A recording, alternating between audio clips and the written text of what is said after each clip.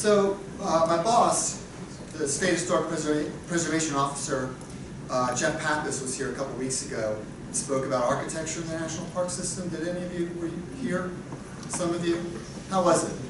Great. Good. Good. Jeff and I, well, Jeff, he probably told you that he'd worked 20 years in Yosemite as a part-time ranger. But as it was mentioned in my introduction, I also worked for the National Park Service. I worked in a regional office in Atlanta, Georgia. And I always argued to Jeff that to really get the Park Service experience, you really need to work in an office building in a large metropolitan area, eat your lunch every day in a subterranean cafeteria. I was booze. As we talked, or the introduction, we mentioned that the National Park Service is celebrating its 100th anniversary this year, and since its first national park in the 1870s, Yellowstone, the system has grown to more than 400 national parks and historic sites. There are a variety of designations, including national parks, such as Grand Canyon National Park and Yosemite National Park. But the Park Service also manages national battlefield parks, such as Gettysburg National Battlefield Park. And it also manages parkways, such as the Blue Ridge Parkway in Virginia and North Carolina. And they also manage national historical parks, such as the newly created Manhattan Project National Park in Los Alamos. The National Park Service manages national seashores, such as Cape Hatteras in North Carolina. And also national monuments, such as Organ Mountain's Desert Peaks, which I'm told is in Florida. I'm hoping to see this one day. Maybe a glimpse. But the National Park Service also has responsibility for another very unusual type of historic resource that's called a national trail. National trails are designated through amendments to the National Trails Act, and they must have significance to the nation's history and the potential for public use and public recreation. There are currently 19 national trails located across the country.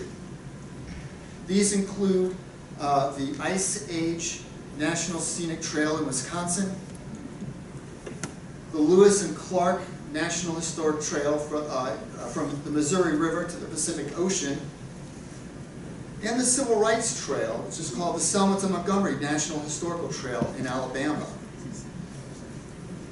But unlike most national parks, the National Park Service doesn't own any of these trails. Most trail sections are on private property or managed by public agencies. So the Park Service has established partnerships to achieve its goals of protecting the trails and also educating the public about the importance of these trails. An important part of the National Park Service effort to understand and promote National Historic Trails is to list sections of them in the National Register of Historic Places. The National Register is our nation's official list of properties that are worthy of preservation. And this program is administered by the National Park Service in Washington, but it's managed by each state.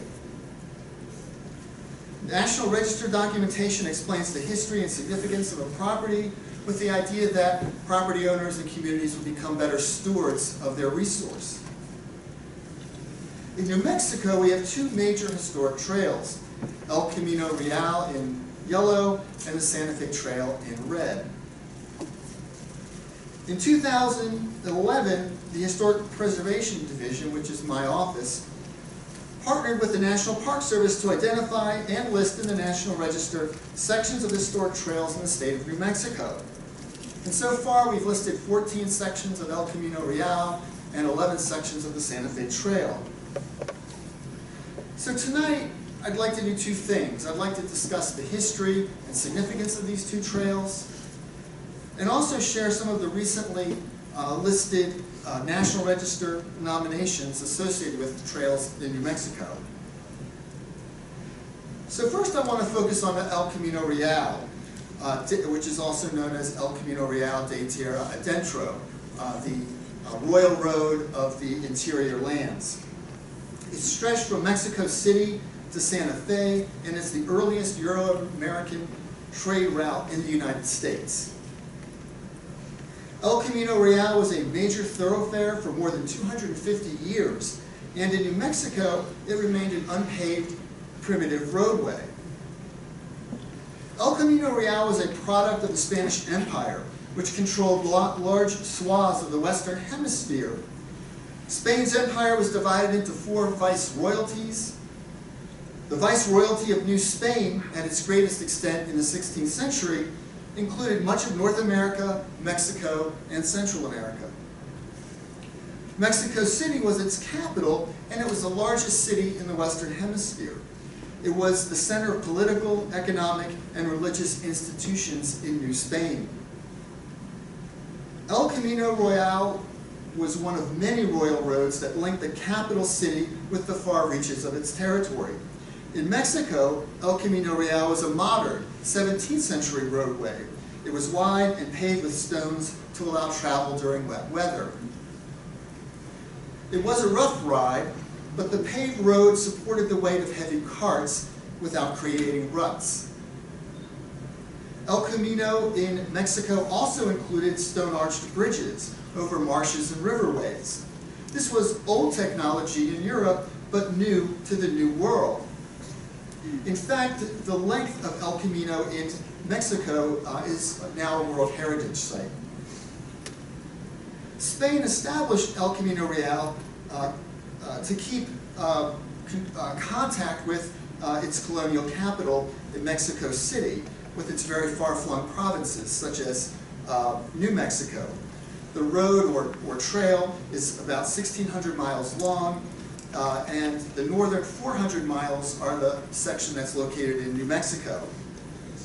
New Mexico had been explored in the 16th century by conquistadors searching for gold, but little was known of the region's geography or its inhabitants. This map from 1727 illustrates the extent of exploration, which was mostly limited to the Rio Grande Valley, with a side trip to Acoma. Juan de Oñate, seen here in this sort of modern and regal image, led the first expedition to establish a permanent colony in New Mexico in 1598. He began with 83 ox carts and 129 soldiers and their families and thousands of stock animals. Of course, you know this is not an actual image of Oñate. 1839 was when photography was really widely available. You knew that. Sheep were an important part of the Spanish expedition because they provided both food and wool. This herd of sheep on El Camino is on El Camino Real in northern Mexico. Chinese porcelain from the Oñate expedition was found at San Gabriel Mission near Owinge Pueblo. And later caravans from Mexico brought items unavailable in the province, such as metalwork, manufactured goods, ceramics, and glassware. These 17th century cups and bowls were probably used for drinking chocolate. Documents indicate that the figure known as La Conquistadora arrived in Santa Fe in 1625. But very few objects, such as this, brought from Mexico in the 17th century are known to survive. The Entrada, as it is known, was a 6-month journey from the mouth of the Rio Grande to Owinge Pueblo in northern New Mexico. Caravans returned to Mexico City with silver and other raw materials from New Mexico. For most of the way, travelers on El Camino Real followed the Rio Grande Valley because it was an important source of water in this very arid landscape. And because it's where many pueblos were located, the pueblos provided important supplies for travelers. So this is true, except for a 90-mile stretch of arid desert called the Jornada del Muerto, also known as the very pleasant journey. The trail through the Jornada was pioneered by Oñate because it was a significant shortcut. The desert was easier going for the carretas, or wagons, introduced by the Spanish to transport passengers and freight. But the Jornada had limited sources of water. Caravans timed their trips to coincide with the seasonal monsoons. They brought water in barrels, and they also took advantage of seeps, where water just oozes out of the ground but really doesn't flow in the way that a spring flows. Oñate traveled north and established Santa Fe as the colonial capital of the province of New Mexico. The Oñate expedition included settlers who built traditional Spanish villages, and these were designed as fortifications to defend against attacking Indians that themselves had been displaced by the Spanish settlers. These villages included an open plaza surrounded by mostly connected buildings, and included among these would be dwellings, government buildings, and a church. This is Cerro Plaza in Chimayo. Sometimes the church occupied the center of the plaza, as at San Jose del Vado, which is located east of Santa Fe. Some settlers established farms called estancias or ranchos, which served as stopovers for travelers on the trail. These large houses were also designed as fortifications with open courtyards and very few windows. This one is located in Taos, but very few of these survive. The principal purpose of the trail was to bring to New Mexico religious clergy to convert native populations to Catholicism. This map detail from 1777 indicates mission churches in the upper Rio Grande Valley, from Santa Cruz in the north, south to Santo Domingo and Jemez. In many cases, the Spanish directed Pueblo Indians in the construction of Spanish Baroque churches. These adobe brick churches were often built in the center of Indian pueblos, such as Zuni Pueblo seen here. St. Augustine Church in Isleta Pueblo, and San Geronimo in Taos Pueblo. These churches are symbols of complex and contentious relationships in which some Puebloans welcome the Spanish and others believe that they were an occupied people. By the late 17th century, Pueblo intolerance of the Spanish had reached a breaking point because of the loss of native religions, increased labor demands by the Spanish, and brutal treatment by the Spanish, which included floggings and hangings. In a well-documented or well-coordinated campaign among the tribes, which themselves spoke different languages, dozens of pueblos in northern New Mexico launched a revolt against the Spanish in August 1680. Most Spanish settlers and government officials fled south along El Camino Real to northern Mexico. The Spanish abandoned the province for 12 years until Diego de Vargas reestablished rule in 1692. De Vargas and his company marched north along the trail as Oñate had almost a century earlier. Again, not all settlers left, and some Puebloans supported their return. El Camino Real remained a principal trade route with Mexico until its demise in the 1880s. And this is when the Atchison, Topeka, and Santa Fe Railroad was laid through New Mexico, which was a significantly more efficient way of moving freight. The history and significance of the trail is documented in nominations to the National Register of Historic Places. The National Register recognizes a variety of property types associated with the trail. The first and most obvious is what you see here, which is a trail segment, but it also recognizes many other types of important properties that have really strong associations with Camino Real. This includes fords, ferries, and bridges. There are very few bridges across the Rio Grande, but these have important associations with the trail. Parajes were important stopping places or sites frequented by travelers along the trail.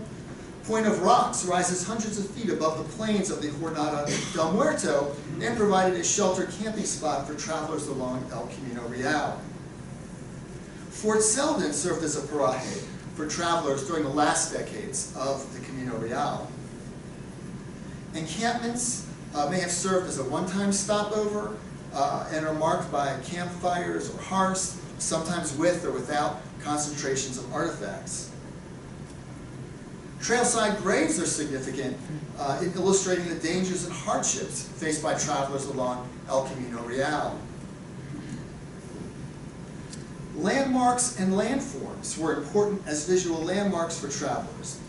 Here, the La Bajada escarpment south of Santa Fe represents an important obstacle for caravans moving north and south on the Santa Fe Trail, or the Camino Real. Estancios and ranchos were usually small settlements that served as stopping and resting places for travelers. Pueblos are significant for their association with El Camino Real because of the early development of the trail. Spanish settlers sought to colonize the Pueblo world. Churches may also be important into the history of El Camino Real because they provided succor or help to travelers. Churches are also important because they were important visual landmarks and because they provided travelers with reassuring symbols of Spanish culture and governance. Commercial buildings, such as dry goods stores, provided travelers with a variety of goods and services, including blacksmith shops and post offices. Hotels are another type of commercial building that may have associations with the trail. The Amador Hotel here in downtown Las Cruces opened in the 1870s, so it served travelers on El Camino Real for maybe about a decade. Dwellings are also important because in addition to serving as residences, they provided a variety of services for travelers. Nestor Armijo was a prominent merchant and trader along El Camino Real who built a large house in downtown Las Cruces, which was listed in the National Register in 1976. The fortified houses in the village of Doña Ana provided a safe haven for travelers along El Camino Real by offering protection from Apache and Comanche raids. Most of our efforts have focused on identifying trail sections. Most are not as obvious as this section on the far left in southern New Mexico. The physical integrity of trail sections is a function of many factors. This would include topography, weather and erosion, soil type, because soft loam creates ruts where rocky soil does not. And if the section of trail was reused or paved as a later roadway. So here, the trail is identified only as a depression in the landscape. In some cases, the trail is identified by just subtle alignments in vegetation. The presence of artifacts is an important factor in confirming the location of a trail, but often there really are no artifacts to be found along trail segments. In 2014, my office nominated a section of the trail called Arroyo Alamillo North, which is located just north of Socorro. This section of trail is 1.3 miles long and is a bit atypical from the normal trail, which follows the Rio Grande Valley, because here the trail breaks away from the river and begins moving steeply uphill. When the Rio Grande was in flood and the main routes of the trail were impassable, travelers would move further and further from the river. And the Arroyo Alamillo section was an alternative route that allowed travelers to bypass flooded sections of the main route. It also means that the trail is braided, that it has multiple parallel routes, and that as each route is muddied by successive caravans, they move further and further out, so you end up with a whole range of trails, not just a single trail. The only artifacts identified in this section of trail were olive jar fragments from the 19th century and 2 stone cairns. The boundary for this trail includes a 30-foot pitch zone on either side, and this would be to include elements that have fallen from a wagon or that might have been flung from a wagon. The road traces roughly a 6-foot wide swale across the landscape and is visible in historic and modern aerial photographs. So this is one of the rock cairns. And further study might confirm that these cairns may have been a warning to later travelers of dangerous road conditions. Last year we listed in the National Register the James and Juliana Hubble House because of its associations with the El Camino Real. The house was built in Pajarito, south of Albuquerque, which is along the trail. And you see El Camino Real in this photograph as a paved section of roadway that's now known as Isleta Boulevard. The Hubbles built their large residence in the mid-1850s, and then a decade later, they added a mercantile on the north side of the house, shown in pink on this drawing by Lawrence Hubble's grandson, Felipe. Last year, we also listed San Miguel Church in Socorro in the National Register because it was an important stop for travelers on El Camino Real. This view shows the paved section of trail in front of the church. The church was constructed about 1821 over the remains of a mission church that had been built very early, about 1626. The mission church was destroyed in the Pueblo Revolt in 1680. De Vargas, on his march north, wrote about staying in the ruins of this church for shelter as he was moving north to reestablish Spanish claims of territory. A second church was built in the 1880s, here with its original flat roof, and here in the early 19th century view with its new gable roof and Gothic windows, and in its current appearance after renovations in the 1930s created a Spanish Baroque appearance. So I want to turn to the Santa Fe Trail, a major trade route between the Rio Grande and the Missouri River. The Santa Fe Trail was forged as a result of Mexican independence. Spain had restricted all outside trade just to Mexico. And so it isolated the province of New Mexico. And after Mexico won its independence in 1821, it opened trade with the United States. And one result was the Santa Fe Trail, a highway for travel and communication from 1821 to about 1880. The trail was roughly 800 miles long and passed through 5 states. The trail was the first major road network to be surveyed west of the Missouri River.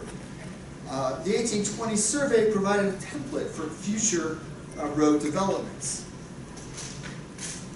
In its first decades, the Santa Fe Trail was an international trade route between Mexico and the United States.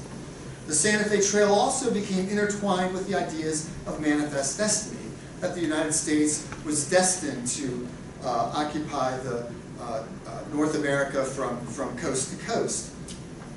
The Santa Fe encouraged westward migration and settlement in the Southwest and in California, and so romanticized images such as this and heroic images such as this are common illustrations of America's divine right to the West.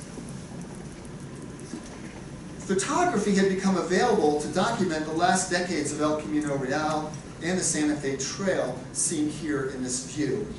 I actually have to confess, I'm not really certain that this is an image of the Santa Fe Trail or a movie still. In New Mexico, the trail splits at the town of Watrous into the Mountain Branch and the Cimarron Cutoff. The rugged mountain branch through Colorado was longer, but it had ample sources of water. Whereas the Cimarron Cutoff was a much more direct route, but it had fewer sources of water and was more susceptible to attacks by Plains Indians. The rock formation called Wagon Mound, north of Las Vegas, New Mexico, was a landmark for travelers on the Cimarron Cutoff. Its name derives from its profile, which appears like a Conestoga wagon. Fort Union, also north of Las Vegas, has an important association with the trail. It was the largest U.S. fort in the West. It was a quartermaster depot that supplied all of the forts in New Mexico. It also protected travelers along the trail from 1851 until it was decommissioned in 1891. In this 1930s image, you can see the fort as it is now, really in a ruinous condition. But you can also see the many, many wagon trails leading to the fort. For travelers, Fort Union was a resting place, a stopover, and a shop for refitting wagons. The trail ended at the plaza in the center of Santa Fe, where goods carried to New Mexico, cloth, needles, knives, axes, and many other goods were unloaded, and returning caravans were stocked with silver coins, processed gold, and also wool.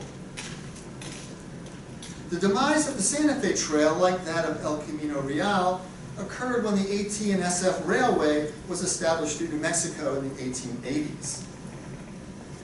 Property types that we list in the National Register that are associated with the Santa Fe Trail include wagon ruts, or sections of the actual trail that you see here near Clayton in northeast New Mexico. Associated buildings are also listed in the National Register. This is Pigeon's Ranch, also near Santa Fe, which provided for lodgings and food for 30 to 40 travelers, and it had stables for hundreds of horses and mules. The remaining of the portion of the complex was listed in the State Register of Cultural Properties in 1970. Forts or military outposts are also important for understanding the history of the trail. Archaeological sites may be important to understand the trail as well. Grave sites of travelers may also be important. The funerary marker to Charles L. Fraker in Wagon Mound reads, and I would admonish, never take a photograph into the sun. You can put a man on the moon, but we still can't take photos into the sun. So it reads, Vanguard of the Plains on the Santa Fe Trail, 1855 to 1868. It's especially noteworthy for its relief sculpture of a team of oxen leading a Conestoga wagon, but you can also see the work of vandals in the damaged wheels and the oxen heads and legs. Historic graffiti is also important, such as Autograph Rock in Oklahoma.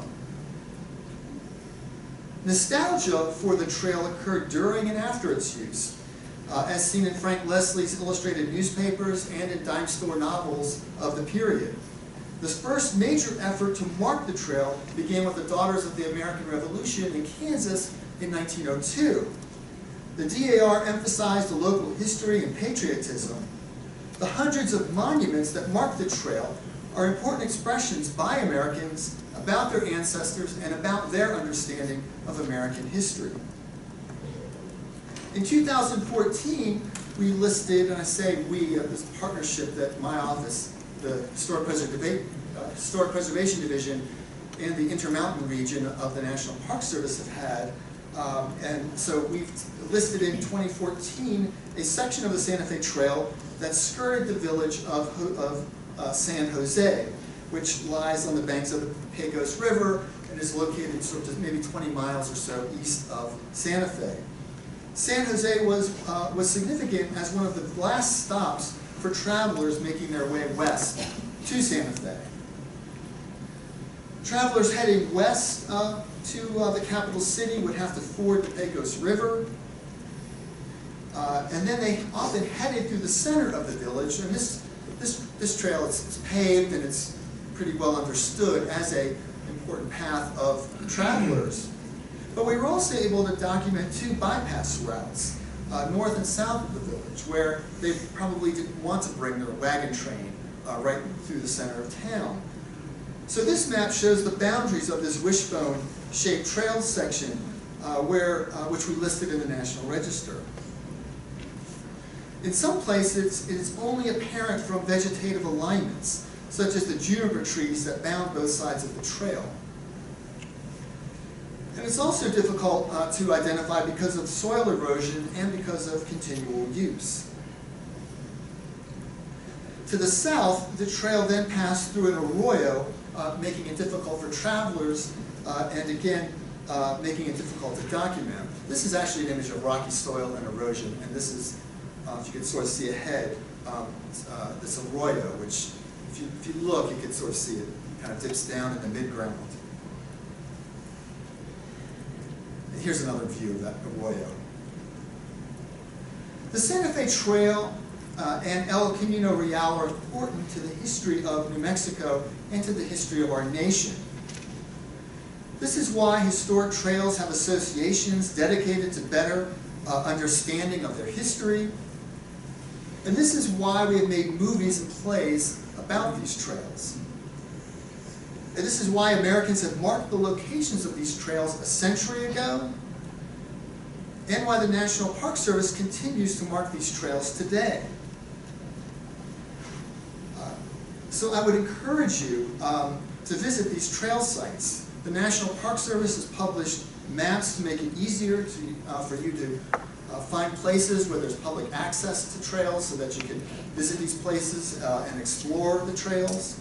But I would also urge you not to spend a lot of time on trail segments that are paved and that run through urban areas, because in these areas, and this is why the National Park Service won't list in the National Register trail segments that have been paved, it's just because you don't really get the feeling for the hardship and the danger of traveling along these trails hundreds of years ago. Whoops. But close by, in your backyard, you have some of the most pristine sections of El Camino Real in the Jornada del Muerto. And so again, I would really encourage you to visit these trails and these sections along the Jornada.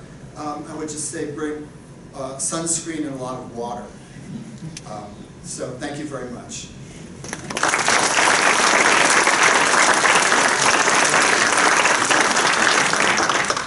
Questions? We have time for some questions, but I was wondering first if you could talk a little bit more about the relationship between the SHPO and National Park Service. Yeah, about 2011, the National Park Service had monies to contract with states where they would manage contracts that the states would actually either themselves hire contractors or have their staff list sections of significant trails. And so my office, which is the State Historic Preservation Office for New Mexico, contracted to list 20 sections of El Camino Real and 20 sections of the Santa Fe Trail, which over time have really become both listing trail sections, but also all of these other property types. So we listed buildings and churches and parajes and fords and all kinds of resources related to the trails. But this was an effort that was really funded by the National Park Service. Yeah, that's a very good question. Any other questions? Yes? So you're listing these segments. Are there, is that covering much of the trail, or is there still a bunch left over, or is what's not listed paved and so forth? It's most of the trail, the vast majority of the trail has not been listed in the National Register. I mean, maybe we've listed, in New Mexico, 5 or 10%.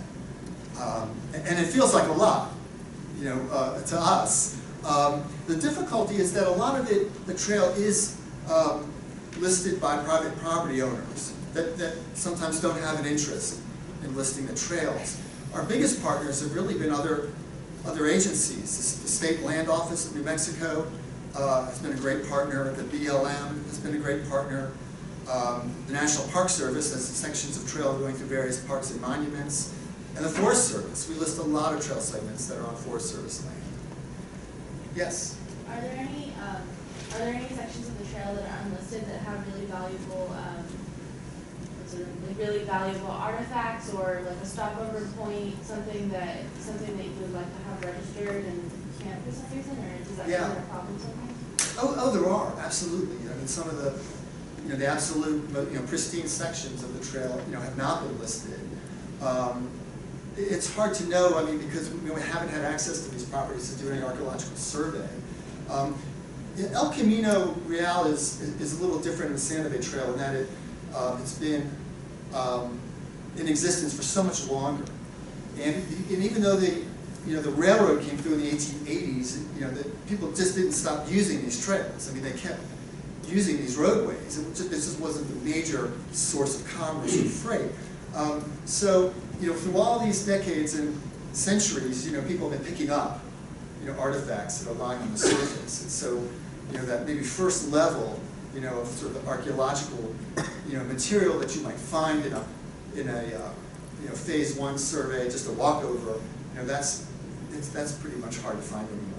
Sorry, does that happen a lot with trails? Do you find that people continue to use it and some of the archaeological evidence gets degraded, or it's harder to study because people continue to use it?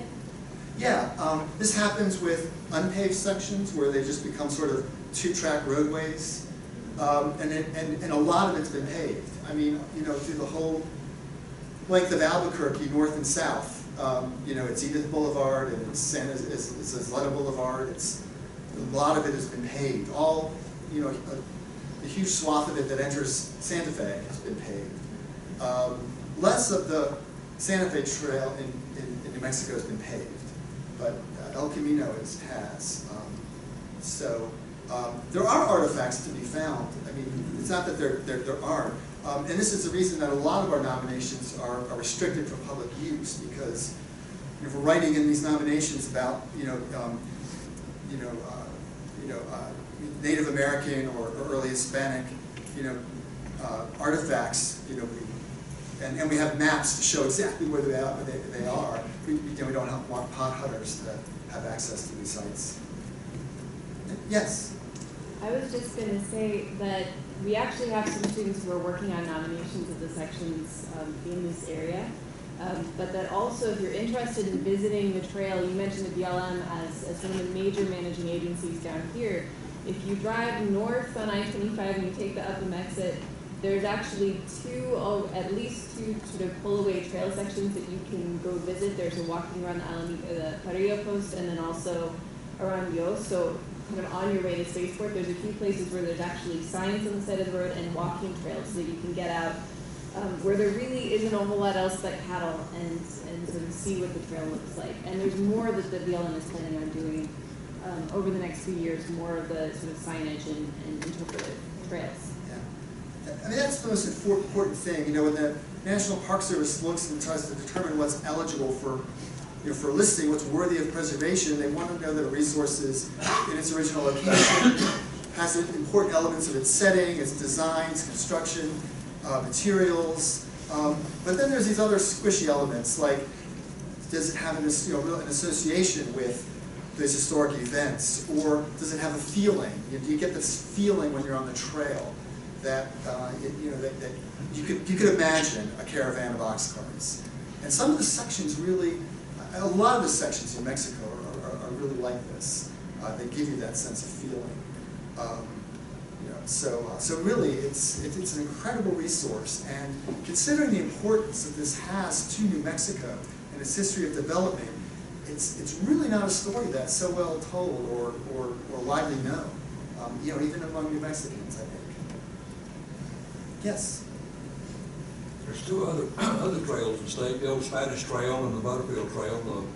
Comment on the status of those? Yeah, I didn't mention those. The Butterfield Trail is a cattle driving trail, if I'm mistaken. And the old Santa Fe Trail is another, what?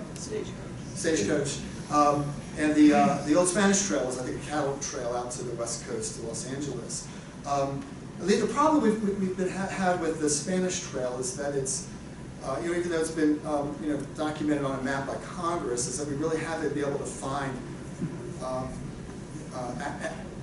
trail sections that we can actually document as having been definitely used and as part of that migration. It wasn't a trail that was used nearly so much as either the Santa Fe or El Camino Real. The Butterfield I know I'm less familiar with. Yes? A large section of the trail is on the Almendares Ranch, which of course is owned by Ted Turner. Yeah, I mean that's very, Ted Turner is not typical of property owners, but it's typical of sections of these trails that they end up on ranches. Turner runs tours once or twice a year. Oh, is that right? To see the trail sections of the trail. Wow, okay. Yeah, that's great. Yes? You've mentioned, I think you mentioned, that you have documented and studied the northern section of New Mexico. Did I misunderstand that? Of which, of the Santa Fe, the Camino Real? No, my office has listed sections, all the way into the Jornado. I mean, several sections there, which, as I mentioned, are some of the, really the most pristine sections. So we've listed sections. I think probably the most north might be right about La Cienega and Cieneguilla are two areas just south of Santa Fe before you get around the airport, and then the road and then it gets paved as Agua Fria, if you're familiar with Santa Fe. But we've just sort of leapfrogged sections where we had access to it and had permission to list, and mostly that's been on federal property and state land-owned property. I have another question, Yes. which may not be appropriate. But if you travel on Highway 28 north to Las Cruces, you see a number of signs which say Don Juan de Oñate, Don Juan de Oñate Trail. Well, from some of us who have done research on that really is not the trail. The trail was on the other side of the river, which would bring it closer to New Mexico State and over to Donama. Yeah. So what do you do about misnomers? Well, it's the problem. Okay, there's a problem with the signage. There are different groups that are putting signs up for different trails for different reasons. The ones I pay most attention to are the National Park Service trails that really have a great graphic logo and they're brown. There are other organizations associated with the trails that put trails up. Cities and counties often put their signs up to direct visitors. It is problematic, even within the Park Service. The staff that we work on that are really that are in the trails department can't often explain why National Park Service trail signs are where they are. So it's a tricky thing. The maps they publish are really probably the best guide to the trails, and whatever other sources. But for the Park Service, their maps are very good. I think the county commission designated that. Okay. On behalf a couple of Messianos who went to the county commission. And as a result, we have the Don Juan de Oñate Trail coming through Mesilla and coming very close to the Mesa. Yeah.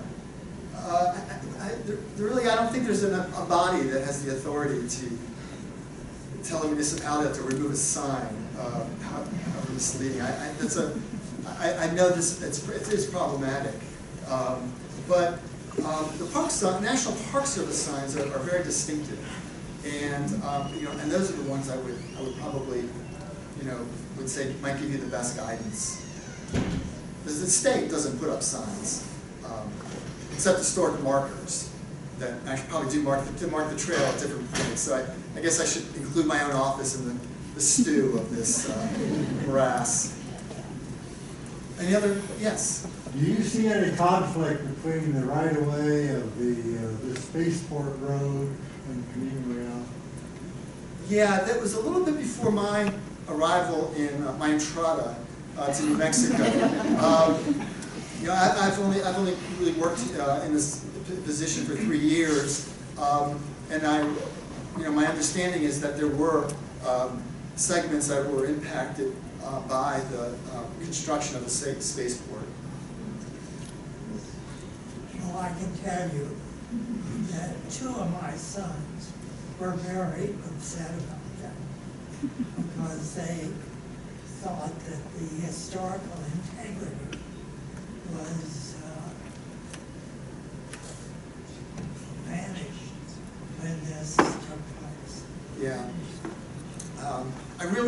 I can't comment on the details because I just don't know, the particulars about that particular case. But like I said, I am aware that there were, really, the finer sections of the trail that were impacted by the construction of that facility. I mean, there's a 30-mile stretch there where the two right-of-ways are, potentially on one another or separated. I can see some conflict. Yeah. Again, I'm just not so familiar with it. Is this a spaceport question? Oh, I was going to tag in on that. I'm just joking with you. It's spaceport related, but they do have an archaeologist who's managing the cultural resource impact for any construction. That was, as I understand, a little bit more complex at the beginning because the federal agency in charge of spaceport is the FAA, which doesn't spend a lot of time dealing with cultural resources usually. But they do have Elizabeth Oster, who's full-time, who's working with managing that. So when they are doing right-of-way expansions, it isn't to say that these things don't get destroyed, but that there is at least somebody in place who's doing the assessments, who's sending out teams, who's doing recording before the information is destroyed. So they have been managing it better in the past few years. For all that, there's going to be an impact through development. Yeah, two things. You're absolutely right when any undertaking that involves federal land, federal permits, federal licensing, there's federal money, there's always some sort of accountability where historic properties have to be taken into account, and that's why my office was involved with the spaceport construction. The second thing is I know Elizabeth, and I was wondering if I could tell her you said she was old-time. She did. She's old-time, so kind of. No. We'll play the tape back. Full-time. What did you say? Full-time? I thought you said old-time. That was very flexible. I didn't keep working with her. Okay. Would you identify yourself in terms of the specific office that you work in and where it is? I know it's in Santa Fe. Yes. So I work for the state of New Mexico, and then within that, I work for the Department of Cultural Affairs, which has maybe like 6 or 7 agencies, museums, arts, historic sites, and my division of that department is called the Historic Preservation Division. And we act as the State Historic Preservation Office. Each state and territory has a State Historic Preservation Office. And one of their functions is to survey and identify historic properties and to list in the National Register properties that are worthy of preservation. And so that's my position as the coordinator of the National Register program. It sounds, like I've got a staff and a team working with me, but it's just me. I sweep up at night and unlock the doors for everyone. So, yes. What would you say are your top 5 things in the state you're working to preserve now? Actually, we're working on a really exciting project that's it's called a traditional cultural landscape, which means that it's a historic traditional use of a landscape, but it's continued to the present. This is very different than any other types of historic properties. And what we're listing is the pilgrimage sites from Tortugas, just southeast of where we are, to Tortugas Mountain. This is very exciting. A lot of we've listed traditional cultural properties before. They've almost all probably been associated with Native Americans in some respects. So this is will be a little bit different. And there's a Native American element, of course, but it's a Spanish, Catholic tradition. So that's one exciting nomination. Doing a really monumental rural historic district in northern Mora County that's mostly farms and ranches, but all of the traditional Hispanic long lots have mostly remained intact, so that each property along this 9-mile long Coyote Creek Valley, you can see they each have a river frontage, a creek frontage. They have an acequia segment, and then they've got land for pasture and farming and the like. That's a really big project. That'll probably be my 2 things I get done this year, if I'm lucky to get them done. That wasn't 5. I have to stand up here and I'm like getting old, it's hard. Yes? Is your office involved in the National Heritage Area in the northern part of the state? National Heritage areas are really more, I believe, the National Park Service and congressional designations. We don't get involved in those so much. We might be asked our opinion, about whether we think area is worthy of preservation, but that would be it. Any other thoughts? Yes. Yeah. First of all, thank you for your talk today. Do you know of any cooperative efforts between the United States and Mexico to sort of recognize the Camino Real as a single entity that now happens to lie in 2 separate countries? Yeah, actually, I didn't attend, but they recently had a conference in Laredo, Texas, a joint Mexico and New Mexico conference with the Park Service and with SHPO staffs and with the staffs from cultural resources from Mexico. Mexico is ahead of us, actually, in terms of identifying and preserving sections of El Camino Real. Their sections have been identified as World Heritage Site, along with Acoma. I think Acoma, maybe Taos, Chaco. I think Chaco and Taos are 2 World Heritage Sites. These are very, very, very high distinctions. So Mexico has really been working hard, and with the National Park Service. Yes. The Three Trails Conference in Santa Fe last year involved a lot of speakers from Mexico that were representing the Camino Real. And we've had them here in Las Cruces too. Mm-hmm. Yeah. Any other questions? Okay, thank you very much.